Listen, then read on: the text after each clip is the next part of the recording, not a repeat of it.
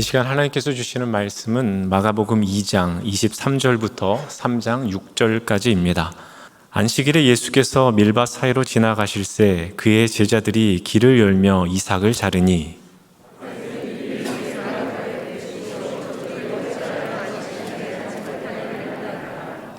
예수께서 이르시되 다윗이 자기와 및 함께한 자들이 먹을 것이 없어 시장할 때에 한 일을 잃지 못하였느냐?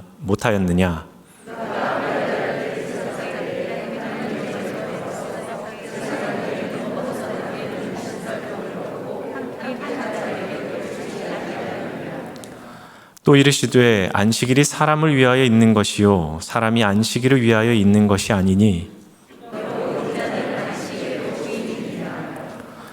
예수께서 다시 회당에 들어가시니 한쪽 손 마른 사람이 거기 있는지라.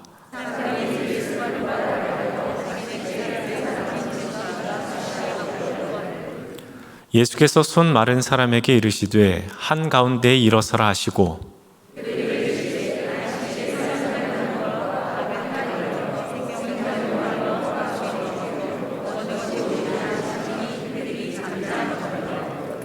그들의 마음이 완악함을 탄식하사 노하심으로 그들을 둘러보시고 그 사람에게 이르시되 내 손을 내밀라 하시니 내밀매 그 손이 회복되었더라.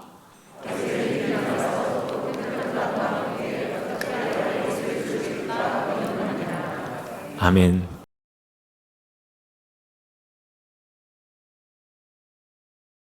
네, 갈릴리 논쟁이 5가지가 있다고 말씀을 드렸습니다. 그리고 우리는 지난주까지 3가지를 다루었습니다. 첫 번째 시간에 사제권 논쟁에서 한 가지 테마를 다루었고, 우리 지난주에는 식탁교제 논쟁에서 이 금식과 관련된 부분, 또 그 다음 또 하나 주제 가지고 같이 이 식탁교제에서 일어나는 논쟁 이야기를 했습니다. 자, 오늘은 이제 4번째와 5번째 논쟁을 같이 안식일 논쟁이라는 테마로 함께 묶어서 말씀을 전하도록 하겠습니다. 안식일에 일어난 일입니다. 자, 유대인들에게 이 안식일을 거룩하게 지킨다는 것은 매우 중요한 일이었습니다. 그런데 이때 가장 중요한 원칙은 안식일에 일을 하면 안 되는 것이었습니다. 그러니까 안식일에 일을 하지 않는다라는 것에 대해서 이 개념을 정의하는 것이 아무래도 좀 모호했을 겁니다. 왜냐하면 이 어디까지가 일로 간주하는 것이고 어디서부터는 일이 아니라고 해야 하는지 이 기준이 모호했습니다. 그래서 이 기준을 정하는 것이 그들에게는 관건이었을 겁니다. 그래서 유대인들은 이 안식일 노동 금지 조항을 구체적으로 발전시키기 시작합니다. 다양하고 복잡한 규정을 만들기 시작합니다. 그래서 그들은 이 미슈나 샤바트라는 제도를 만들어서 그 규율 안에 안식일에 하지 말아야 할 행동 범주를 39가지로 정리해 놓기도 했습니다. 예를 들면 이러한 내용들이 있습니다. 이 안식일에 이동할 수 있는 거리 제한이 있습니다. 그래서 이 800m 이상을 이동하지 말도록 합니다. 이 800m를 왜 정해 놓았냐면은 800m 이상을 걸어가게 되면 땀이 난다는 겁니다. 이 땀이 나면 이것은 노동을 했다는 의미이기 때문에 이 800m까지만 거리를 제한하고 있습니다. 또 안식일에 빵을 굽거나 식사를 준비하는 것도 당연히 노동이기 때문에 금지되어 있었습니다. 식사 준비는 당연히 전날 다 해 놓아야 했습니다. 또 안식일에 낫을 댄다든지 또 밀을 자른다든지 씨를 뿌린다든지 이런 기타 등등의 일, 추수와 관련된 일, 이런 일도 금지가 되었습니다. 또 안식을 누리기 위해서는 의사와 제사장에게도 금지되는 것이 있었습니다. 의사들은 의료 행위가 금지되었고 이 제사장에게는 이 치유 행위가 금지되었습니다. 생명이 경각에 달릴 정도로 조금 위태한 상황이면은 응급조치까지는 할 수 있었습니다. 그래서 진료에도 기준이 있는데 병이 나아지도록 치료하는 건 못합니다. 더 나빠지지 않도록 하기 전 그 선까지만 딱 안식일에 치료를 할 수 있었습니다. 예를 들어서 손을 베어서 피가 나면은 지혈까지만 하는 거지 거기에 어떤 다른 약을 바르면 안 된다고 또 규정하고 있습니다. 이러한 치료 행위를 노동으로 간주했기 때문입니다. 근데 이러한 일은 2000여 년 전에만, 그 이전에만 지켜졌던 것이 아니라 현대에도 어느 정도 지켜지고 있습니다. 그래서 유대인들이 만든 요리 기구가 있습니다. 불을 사용하지 않고 음식을 만들 수 있는 기구를 20세기에 미국의 시카고에 있는 유대인들이 사는 집단에서 그것을 만들었습니다. 근데 이것의 이름이 이 미시나 샤바트입니다. 그래서 그 기구를 통해서 이 안식일에 사람이 손을 대지 않고도 타이머에 의해서 이것이 음식이 데워지는 그러한 일을 하게 된 것입니다. 전에도 한번 제가 주일 설교 때 소개한 적이 있지만 유대인들이 안식일을 철저히 지키기 위해서 착한 이웃을 둔다고 했습니다. 그러니까 유대인이 아닌 착한 이웃을 둬서 자신이 안식일에 무엇인가 해야 할 일이, 급한 일이 생기면 그 착한 이웃을 불러서 자신 대신에 그 일을 해달라고 하는 그런 일까지도 있다고 했습니다. 그리고 제가 이번에 성지순례 갔을 때 그 가이드 하시는 목사님께서 말씀해 주시는데, 유대인이 경영하는 호텔에 들어가게 되면 이 안식일에는 엘리베이터가 매 층마다 선다고 합니다. 왜냐하면 이렇게 자기가 올라가고자 하는 층을 누르는 것을 일로 간주해서 엘리베이터는 매 층에 서서 자연스럽게 그 층에 설 때 내릴 수 있게끔, 타고 내릴 수 있게끔 해 놓는다고 합니다. 그만큼 이 안식일에 일이 어떠한 것인지 규정하는 것이 그들에게 있어서는 예전이나 지금이나 똑같은 관건이었던 것 같습니다. 아무튼 이러한 모든 것들이 이 안식일을 잘 지키기 위해서 그들이 세워놓은 이 안식일에 대한 모범 답안입니다. 여러분, 모범 답안은 어떤 의미가 있죠? 이 답안을 조금이라도 벗어나는 것은 정답이 아닙니다. 그러니까 이 답안을 조금이라도 벗어나는 것은 틀린 거예요. 문제가 있다는 겁니다.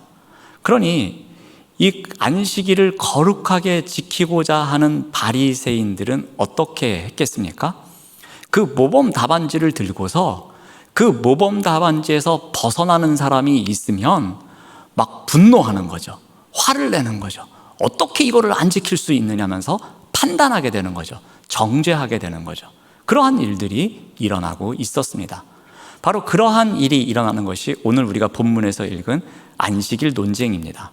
안식일에 두 사건이 일어나고 그 사건과 관련된 예수님의 행동, 그리고 예수님의 제자들의 행동에 대해서 이 바리새인들이 모범답안에서 벗어났는데 이것이 어떻게 된 것입니까? 라면서 이 일을 제기하는 것입니다.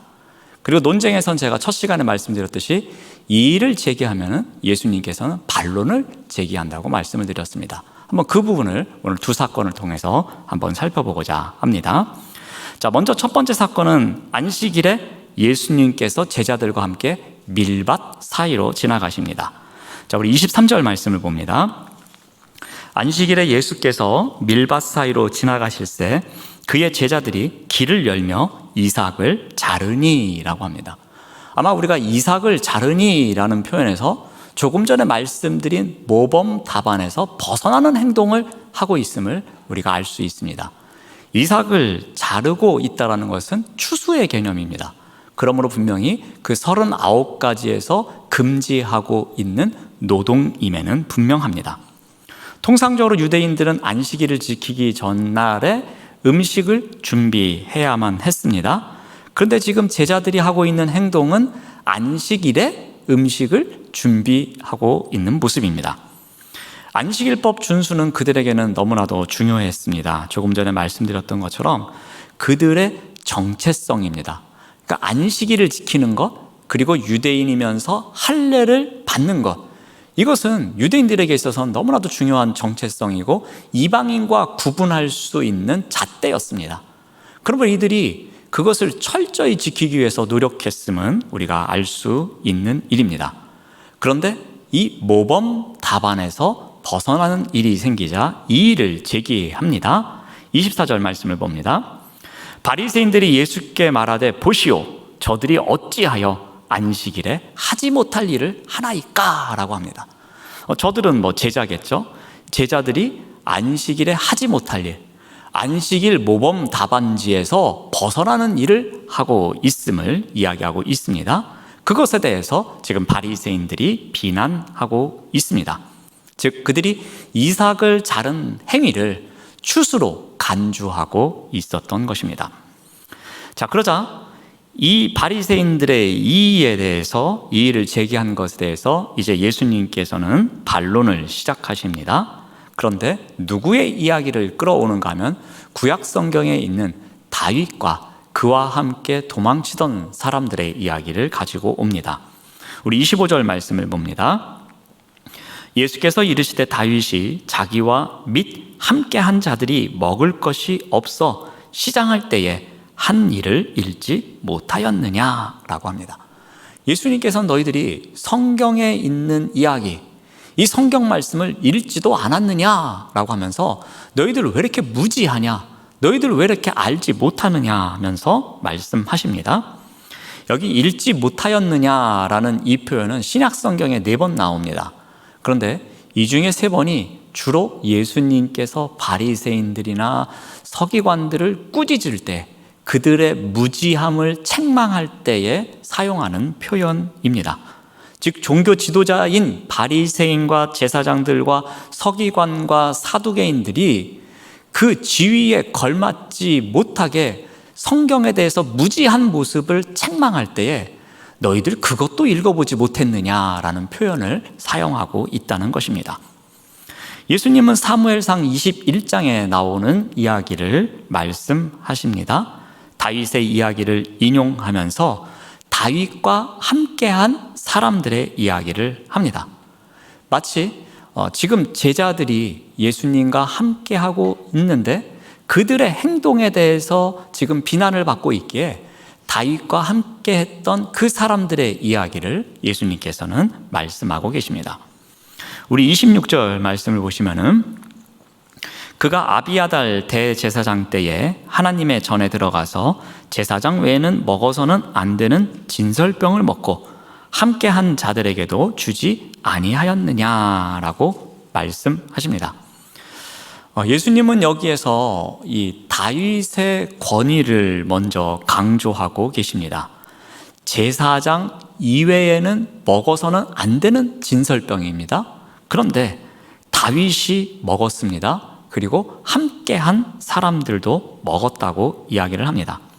자, 이것은 다윗이 이 제사장의 권위를 넘어서고 있음을 이야기하고 있는 것입니다.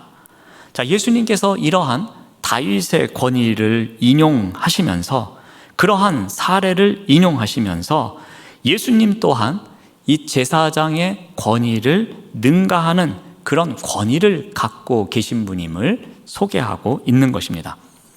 예수님께서 다윗의 권위를 언급함으로써 이 바리새인들의 질문에 대해서 다음과 같이 답변을 하시는 것입니다.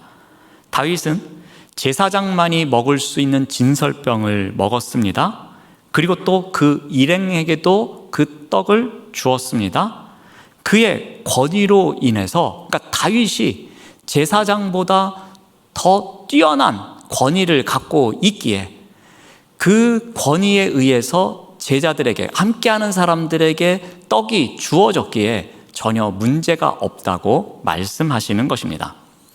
예수님도 마치 이와 같다는 것입니다. 예수님과 함께 있었던 그의 제자들 또한 이 구전율법이 정하고 있는, 그 시대의 율법이 정하고 있는 안식일에 행하지 말아야 할 그런 여러 가지 사항을 어겼을지라도 예수님의 권위로 인해서 문제가 되지 않는다는 것입니다. 이 제자들은 예수님의 권위에 의지하고 있기 때문에 바리새인들이 만들어 놓은 이 39가지 구전되고 있는 율법에 전혀 문제가 안 된다는 것입니다. 그러니까 그들이 만들어 놓은 규정을 예수님께서는 뛰어넘고 있음을 다윗의 이야기를 통해서 설명하고 계십니다. 이제 예수님은 다윗의 이야기를 인용해서 말씀을 마치시고 난 다음에 이 안식일의 본질적인 의미를 설명해 주십니다. 그것이 바로 27절에 나오는데요. 또 이르시되 안식일이 사람을 위하여 있는 것이요 사람이 안식일을 위하여 있는 것이 아니다라고 말씀하십니다. 자, 예수님께서 안식일의 본질적인 의미를 설명하시면서 이 창조적인 맥락에서 설명을 하십니다.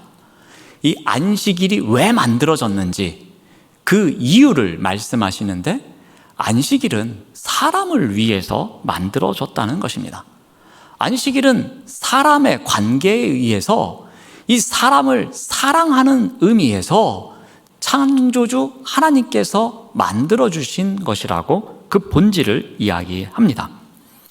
예수님은 안식일이 사람을 위해 만들어졌음을 선포하시면서 이 안식일의 본질적인 의미를 회복시키시고 있습니다. 예수님의 선언은 인간을 이 율법 조항에 종속시킨 이 바리새인들의 율법 해석이 잘못되었음을 지적하고 있는 것입니다. 그들이 율법에 담겨져 있는 사랑의 의미를 제대로 해석하지 못하고 그것을 이런저런 규정을 만들어놔서 오히려 그 율법에 얽매여서 살아가고 있는 사람들이 오히려 핍박받고 오히려 힘들고 오히려 무거운 짐을 짊어지고 가고 있음을 말씀하고 계십니다. 즉 그들이 하나님의 뜻을 왜곡시켰다는 것입니다. 하나님께서 안식일이라는 율법을 주신 것은 사람을 사랑하셔서 주신 것인데 오히려 그 안식일을 위해서 사람을 존재하게 만듦으로써 그러한 규정에 의해서 사람들이 그 안식일의 사랑을 누리지 못하고 오히려 고난받고 있다는 것입니다. 그러면서 너희들이 하나님의 뜻을 잘못 왜곡시켰다고 말씀하고 있는 것입니다. 창조의 본질은 이것이 아니다. 그러면서 예수님께서는 창조의 본질을 다시 회복시키십니다. 그 말씀이 바로 이 결론에 나오는 28절입니다. 이러므로 인자는 안식일에도 주인이니라 라고 말씀하십니다. 이 말은 바꿔 말하면 무엇입니까? 이 안식일을 만든 주인, 그 주가 바로 인자, 너희들 앞에 있는 예수라고 말씀하십니다. 근데 여기에도 우리 인자는 안식일에도 라는 표현을 통해서 무엇 역시 이 또한이라는 표현이 들어가 있습니다. 그러니까 이 논쟁에서 계속되고 있는 이 사제권과 관련된 것, 그것도 하나님에게 부여된 권리였지만 이 아들이신 예수 그리스도에게도 부여된 권리였습니다. 그것 또한 이 예수 그리스도에게 있는 것처럼 이 안식일의 주인인 예수님 또한, 안식일의 주인 또한 예수님이심을 밝히고 있는 것입니다. 이 하나님의 권위를 예수님 또한 갖고 계심을 이 표현을 통해서 내가 안식일의 주인이라는 표현을 통해서 밝히고 계시는 겁니다.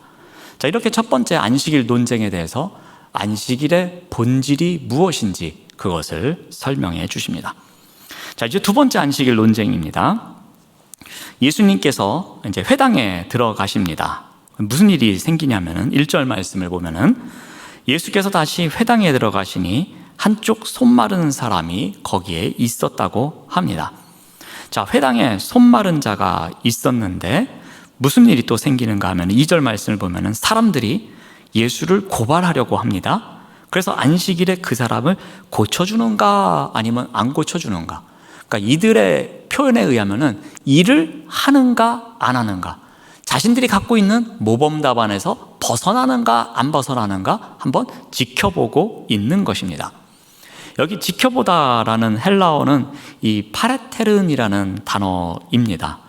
이 단어는 이 마가복음에서 오직 이곳 한 곳에만 나오는 단어입니다. 자, 그만큼 의미 있는 단어인데요. 이 단어는 악한 사람들이 악한 의도를 갖고 선한 사람을 계속 지켜보면서 뭔가 죄를 뒤집어 씌울 게 없을까라면서 그런 의도를 갖고 지켜볼 때 사용하는 단어입니다. 그래서 시편 우리 37편에도 이런 비슷한 표현이 나오는데, 이 죄인이 악인을 죽이기 위해서, 선한 사람을 죽이기 위해서 기회를 엿보고 있다라는 표현이 나오는데, 그때 바로 이와 같은 겁니다. 마치 그 악인처럼 이 바리새인들이 예수님을 고소하기 위해서 계속해서 지켜보고 있는 것, 그런 상황이라고 보시면 될 것 같습니다. 자, 그런데 이러한 상황을 예수님께서 눈치채셨던 것 같습니다. 3절에서 예수님께서 먼저 이렇게 말씀을 하십니다. 예수께서 손 마른 사람에게 이르시되 한가운데에 일어서라 하시고, 자, 이 손 마른 사람을 일어나게 한 다음에 곧바로 그 사람들을 향해서 질문을 던지십니다. 자, 어떤 질문을 하는가 하면 4절 말씀을 봅니다. 그들에게 이르시되 안식일에 선을 행하는 것과 악을 행하는 것, 생명을 구하는 것과 죽이는 것, 어느 것이 옳으냐라고 질문을 하십니다. 그러니까 안식일에 무엇을 행하는 것이 합당한 일이냐라고 질문을 하십니다. 이 질문은 이 손이 오그라든 자, 이 자를 안식일에 고쳐주면서 선을 베푸는 것, 바꿔 말하면 생명을 구하는 일이 옳은 것이냐, 아니면 반대로 그를 고쳐주지 않고 악을 행하는 것, 즉 생명을 죽이는 일이 옳은 일이냐라고 질문하고 계시는 것입니다. 자, 그런데 이 질문에 대해서 바리새인들은 어떻게 합니까? 4절 끝부분을 보시면은 그들이 잠잠하거늘, 그들이 예수님의 질문에 답변을 하지 못하고 있습니다. 왜냐하면 바리새인들도 안식일에 생명을 구하기 때문입니다. 다만 생명을 위협하는 질병이 아닌 경우에는 그것이 악화되는 것만 막을 정도이지 그 이상의 행동은 하지 않는다고 말씀을 드렸습니다. 근데 손이 오그라든 사람, 이 사람은 지금 당장 위급한 사람은 아니었습니다. 그러므로 그들이 생각하기에는 이 사람을 치료하지 않아도 되는 것처럼 보여집니다. 자, 그런데 예수님께서는 손이 오그라드는 사람을 고치는 일이 곧 무엇이라고 합니까? 생명을 살리는 일이라고 정의를 하십니다. 그러니 이 사람을 고쳐줘서 생명을 살리는 것이 옳은 일이냐, 아니면 이 사람을 고쳐주지 않고 이 생명을 죽이는 것이 옳은 일이냐라고 물으니까 그 질문에 대해서는 이 바리새인들이 뭐라고 답변할 수가 없었던 것입니다. 자, 그런데 예수님께서 이 답변하지 못하고 있는 사람들을 향하여서 분노하십니다.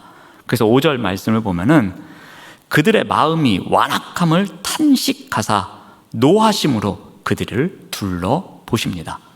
여기서 둘러보시는 것은 그냥 적당히 둘러보는 것이 아니라 아주 비난하는, 비판적인 표정을 갖고서 그들을 쳐다보았다고 보시면 더 이해가 쉬울 것 같습니다. 또 예수님께서는 그들의 마음이 완악함에 대해서 탄식하셨다고 합니다. 자, 우리 완악하다라는 것은 대표적으로 출애굽기에 나오는 표현이지 않습니까? 바로 왕이 갖고 있었던 마음입니다. 그만큼 이들의 마음이 그 바로 왕과 같을 정도로 하나님의 백성을 핍박하는 그러한 사람임을 나타내고 있습니다. 자, 그래서 예수님께서는 이제 어떻게 하시냐면 5절 말씀을 보면은 그 사람에게 이르시되 내 손을 내밀라 하시니 내밀매 그 손이 회복됩니다. 그러니까 손 오그라든 자에게 손을 내밀라고 하니까 손을 뻗었고 그 손이 회복된 것을 알 수 있습니다. 자, 예수님께서 이렇게 안식일에 치유를 하십니다. 그러니까 바리새인들이 보기에는 일을 한 겁니다. 그래서 이들이 어떻게 하느냐 하면은 6절 말씀에서 이렇게 마무리가 됩니다. 바리새인들이 나갑니다. 그리고 즉시 헤롯 당과 함께 어떻게 하면 예수를 죽일 수 있을까 의논을 했다고 합니다. 자, 그들은 즉시 회당 밖으로 나갑니다. 그리고 헤롯 당과 함께 예수를 살해할 모의를 합니다. 자, 여러분 관심을 갖고 이제 마가복음을 계속해서 읽어오신 분들은 아실 겁니다. 헤롯 당이라는 사람들이 새롭게 나타납니다. 바리새인의 서기관들, 뭐 그렇게까지는 우리가 계속이 나왔는데, 또는 유대인들, 그런 표현들은 나왔는데 갑자기 헤롯 땅이라는 사람들이 나옵니다.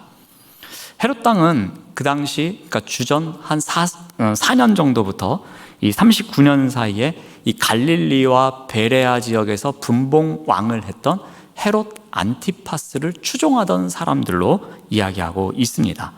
그러니까 헤롯 땅은 쉽게 말씀드리면 정치적인 세력입니다. 바리새인은 종교적인 세력입니다.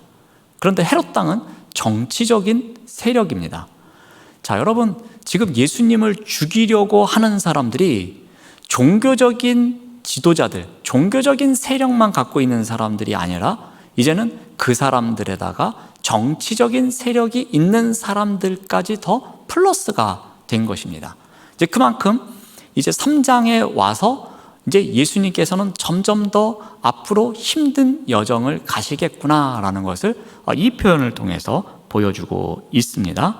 본격적으로 이제는 정치적, 종교적 핍박을 받을 수밖에 없겠구나라는 것을 우리가 알게 됩니다. 자, 이들은 안식일에 예수님을 통해 일어나는 참된 안식의 회복을 누리지 못하고 있습니다. 왜 그렇습니까? 자신들이 세운 기준이 그들에게 도그마가 되고 있는 것입니다. 그 정답지가 그들에게 있어서는, 그 모범 답안지가 그들에게 있어서는 도그마가 되어서 여기에서 벗어나느냐 벗어나지 않느냐 계속해서 그것만 잣대를 갖고 판단하고 있었던 것입니다. 그러니 오늘 안식일 논쟁에 나오는 이 사람들, 이 종교적인 지도자 자리에 있는 사람들은 이 도그마에 빠져서 계속해서 그 잣대를 들고서 너는 그 잣대의 기준에 맞느냐 안 맞느냐만 판단하면서 맞지 않으면 분노하고 또 어떻게 하면 죽일 수 있을까, 그런 생각만 하고 있었다는 겁니다. 그런데 안식일에 주님께서는 어떻게 하십니까? 안식일의 진정한 의미를 회복시키십니다. 그날에 그 안식일의 의미가 담겨져 있는 그 사랑을 전달하시기 위해서 그 밀밭 사이로 지나가는 자들이 배고픔을 해결하고 또 이 손을 펴지 못하는 자가 손을 펴면서 그 생명이 구원을 받는 일을 통해서 진정으로 안식일에 누릴 수 있는 그 샬롬을 가르쳐주고 있음에도 불구하고 그 도그마에 갇혀 있는 사람들은 그 모범 답안지 때문에 안식일의 의미를 발견하지 못하고 있었던 것입니다. 바로 이것이 안식일 논쟁에 나오는 중요한 주제입니다. 여러분, 바리새인들은 왜 안식일에 일을 하면 안 된다고 생각했습니까? 모범 답안지가 그렇기 때문입니다. 그들이 만들어 놓은 규정에 그렇게 하면 안 된다고 했기 때문에 그들은 계속해서 그 모범 답안지대로 살고 있었던 것입니다.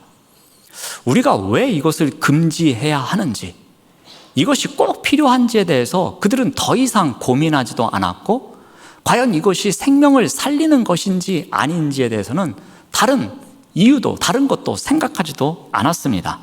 그저 만들어 놓은 규정에 그렇게 되어 있기 때문에 그 규정을 지키는지 지키지 않는지에만 그들은 몰두하고 있었던 것입니다. 그들에게 있어서 우선순위는 그 규정을 지키느냐 안 지키느냐만 있는 것이지, 바꿔 말하면 그냥 규정 지킴이로 살아낸 것이지 그 규정에 담겨져 있는 본질은 그들이 보지 못했던 것입니다. 자, 이렇게 되면 규정이 사람을 위해서 있는 것이 아니라 사람이 규정을 위해서 있게 된 것이었습니다. 그래서 예수님께서 안식일의 본질적인 의미를 설명하시면서 이들이 생각하고 있는 모범 답안지가 잘못되었음을 말씀하십니다. 그래서 예수님은 이 순서를 바꾸시는 거죠. 규정이 사람을 위해서 있는 것이라고, 규정을 위해서 사람이 있는 것이 아니라고 말씀해 주십니다. 예수님은 우선순위가 규정 지킴이가 아니었던 것이었습니다. 예수님은 규정은 사람을 위하여 있는 것이지 사람이 규정을 위하여 있는 것이 아님을 강조하십니다. 그런데 여러분, 이 사람이 규정을 위하여 있을 때 가장 큰 문제가 무엇입니까? 오늘 본문에서 우리가 살펴보았던 것처럼 그 모든 사람이 나와 똑같아야 한다는 것입니다. 내가 들고 있는 이 모범 답안지, 내가 이 모범 답안지대로 살고 있으니까 모든 사람이 나와 똑같아야 한다는 생각을 갖고 있는 게 가장 큰 문제입니다. 내가 경험해서 만든 답안지, 그리고 내가 만들어서 절대화시킨 답안지, 이대로만 해야지 100점이라는 답안지, 그런 답안지를 갖고 있으면 어떻게 합니까? 다른 사람에게 강요를 합니다. 나에게 익숙하고 내가 선호하는 특정 규정이나 의식을 절대화하고 그 답안지가 진리인 것처럼 강조할 때가 많이 있다는 것입니다. 오늘 본문에 나오는 이 안식일 논쟁에 나오는 사람들의 모습입니다. 그래서 이것을 종교적 독단주의라고 말하기도 합니다. 그러니까 내가 갖고 있는 답안지만 맞기 때문에 그 독단에 빠져서 앞에 종교적이라는 말을 붙여서 이 종교적 독단주의에 빠져서 다른 사람을 판단하는 그러한 삶을 살아가게 된다는 것입니다. 그러므로 우리가 꼭 기억해야 될 것은 우리는 복음 이외에 그 어떤 것도 절대화시켜서는 안 된다는 것입니다. 여러분, 우리의 체험이 우선이 되어서는 안 됩니다. 우리의 신앙적 체험 매우 중요합니다. 그 또한 기독교 안에서는 매우 중요한 것입니다. 그런데 나의 신앙적 체험이 절대적일 수는 없는 것입니다. 그리고 여러분, 우리가 규정을 만듭니다. 근데 그 규정이 복음보다 앞서서는 안 됩니다. 규정이 복음에 담겨져 있는 진정한 정신인 사랑보다 앞서서는 안 되는 것입니다. 그리고 여러분, 종교 의식이 절대화 되어서도 안 됩니다. 그러면 마치 오늘 안식일 논쟁에 나오는 그 예수님과 반대편에 섰던 사람들의 모습과 별반 차이가 나지를 않습니다. 나의 체험이 우선이 되고 내가 만들어 놓은 규정이 절대화가 되고 내가 만들어 놓은 의식이 절대가 돼서 다른 사람을 강요하기 시작하면서부터, 그때부터 이 규정이 사랑을 위한 규정이 아니라, 사람을 위한 규정이 아니라 이 규정을 위한 사랑을 강요하고 규정을 위한 사람의 행동을 강요하게 되는 것입니다. 그러므로 무엇이 우선인지를 오늘 예수님의 말씀을 통해서 우리가 꼭 기억해야 할 것입니다. 규정보다는 그 안에 담겨진 사랑의 정신이 우선이어야 함을 꼭 기억하시길 바랍니다. 그래서 늘 그 사랑의 정신이 중심이 되는 가운데에 우리가 또 이러한 일이 생겼을 때에, 혹시 논쟁거리가 생겼을 때에 그 중심에 있는 것이 무엇인지를 우리가 늘 마음속에 놓고 함께 또 의논하는 그러한 삶이 우리에게 있어야 할 것입니다. 기도하겠습니다. 하나님, 감사합니다. 우리의 체험이나 우리가 만든 규정이나 다양한 종교의식이 절대화되어 종교적 독단주의에 빠지지 않도록 인도하여 주시옵소서. 어떤 것보다 복음에 담겨져 있는 사랑의 정신이 우선이 되어야 함을 꼭 기억하며 살아가도록 인도하여 주시옵소서. 예수님의 이름으로 기도드립니다. 아멘.